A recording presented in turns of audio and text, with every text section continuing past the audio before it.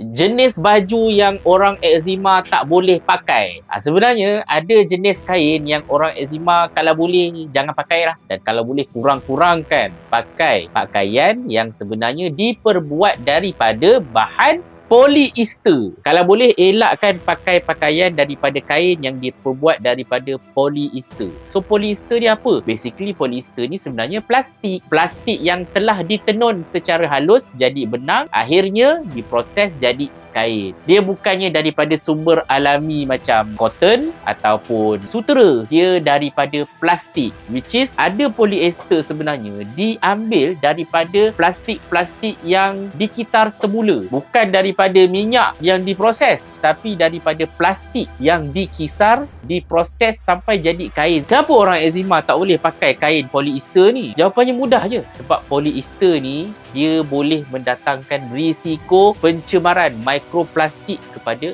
kulit kita. Dan biasanya kain polyester yang penuh ni macam ni kalau kain ni contohnya dia memang diperbuat daripada 90% polyester dan 5% spandex. Tak ada cotton langsung. Biasanya orang eczema kalau pakai dia akan rasa macam mengenyam-enyam sikit. Dia rasa macam miang-miang sikit, tak rasa smooth, ada rasa kasar-kasar sikit, dan benda ni sebenarnya memang tak elok lah untuk kulit orang yang ada eczema. Kalau boleh, carilah kain-kain yang diperbuat daripada cotton. Nah, kalau dapat 100% lagi bagus. Kalau tak dapat, carilah kain-kain yang jumlah cotton dia tu lebih banyak berbanding dengan polyester ataupun bahan lain macam spandex. Lagi bagus kalau pakai kain-kain baju yang macam brand Pagoda, 100% cotton.